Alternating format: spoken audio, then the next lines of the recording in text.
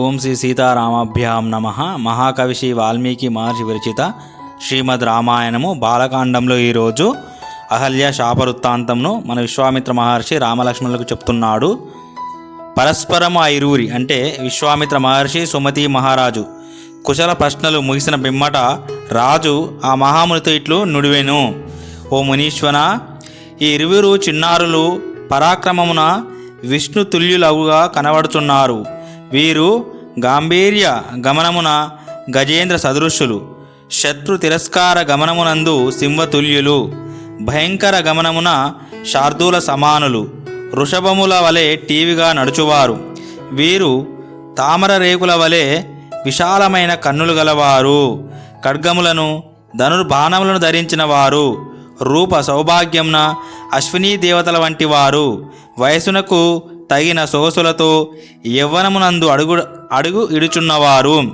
దివి నుండి భూమికి ఏతేంచిన దేవతల వలెనున్న వీరు మా భాగ్యవశమున ఇచ్చటికి విచ్చేసిరి.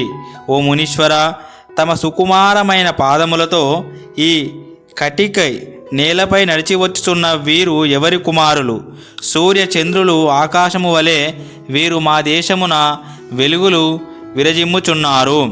శరీర ఔన్నత్యమునందును ధర ఆసాదులతో తమలోని భావములను ప్రకటించుట యందు, గమన భాషముల యందు, చూపుల యందు ఒకరికొకరు తీసిపోనివారు.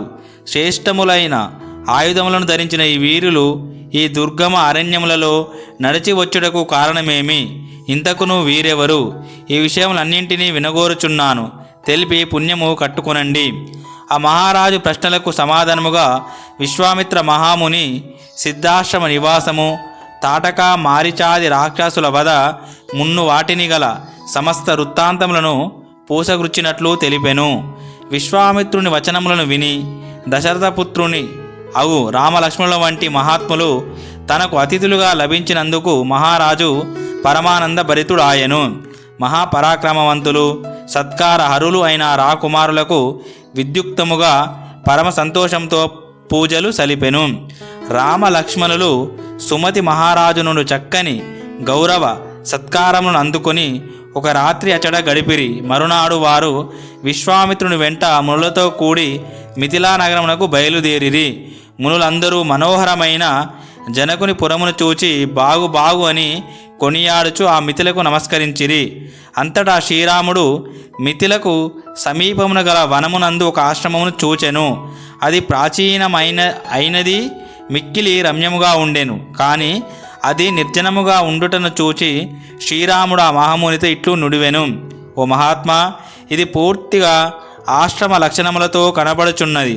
కానీ ఇందు మునులెవ్వరూ కనబడలేదు. పురాతనమైన ఈ ఆశ్రమము ఎవరిదై ఉండును? ఈ విషయములను వినగోరుచున్నాను. మిక్కిలి తేజస్వియు వాక్చతురుడు అయిన విశ్వామిత్ర మహాముని రాఘవుని ప్రశ్నలకు ఇట్లు ప్రత్యుత్తరమిచ్చెను. ఓ రామ, భలే, నీవడిగిన ప్రశ్న ఎంతయో సముచితముగా ఉన్నది, అంటే చాలా సముచితముగా ఉన్నది. ఈ ఆశ్రమము ఒక మహాత్ముని కోప కారణముగా శాపమునకు గురి అయినది. ఆ విషయములన్నింటినీ తేడతెల్లము గావించెదను, వినుము. ఓ నరశ్రేష్ఠ, ఇది మహాత్ముడైన గౌతమ మహర్షి ఆశ్రమము.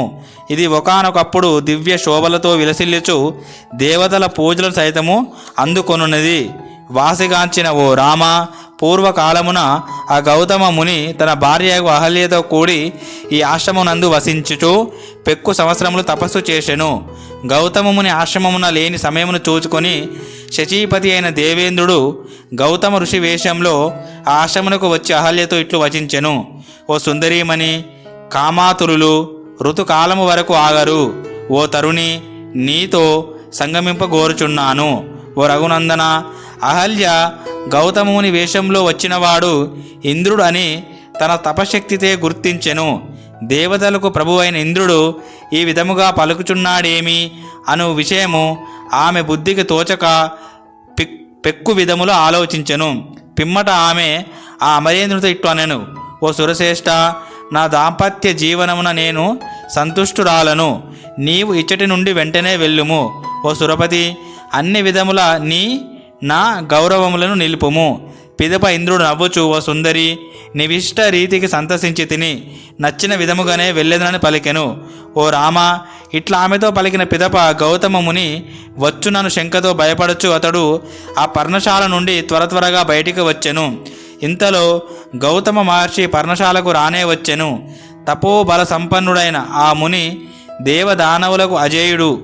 తీర్థ జలములలో స్నానమొరర్చి అతడు అగ్ని తేజస్సుతో ప్రకాశించుచుండెను. అట్టి ఆ మహర్షి సమిధలను కుశలను చేతబట్టుకొని ఆశ్రమమున ప్రవేశించుచుండగా ఆయనను చూడగానే ఇంద్రుని ముఖము భయముతో వెలవెలబోయెను. ఉత్తమశీల సంపన్నుడైన గౌతమ మహర్షి తన రూపమును ధరించి వచ్చిన దుర్వర్తనుడగు ఇంద్రుని చూచి రోషముతో ఇట్లు పలికెను. ఓ దుర్మతి, నా రూపమును ధరించి వచ్చి అనుచితముగా ప్రవర్తించితివి. అందువలన నీవు విగత ఋషునుడవు అయ్యేదవు అని శపించెను.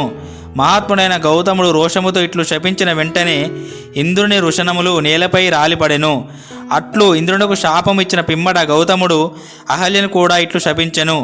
వేల కొలది సంవత్సరములు నీవు అన్నపానాదులు లేక వాయు భక్షణముతో తప్పించుచు ఈ ఆశ్రమునందే పడియుందువు. భస్మశాయినివై ఎవరికి నీ కనబడకుండా ఉండేదవు.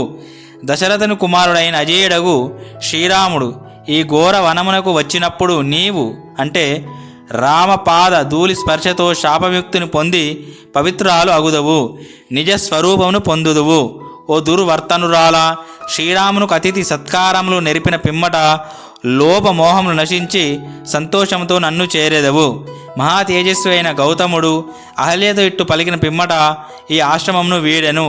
అనంతరం ఆ మహా తపస్వి సిద్ధులు చారణులు నివసించునట్టి పవిత్రమైన హిమవత్ పర్వత శిఖరములపై తాను ఇంద్రుణ్ణి అహల్యను శపించిన పాపము తొలగుటకై తపము ఆచరించెను.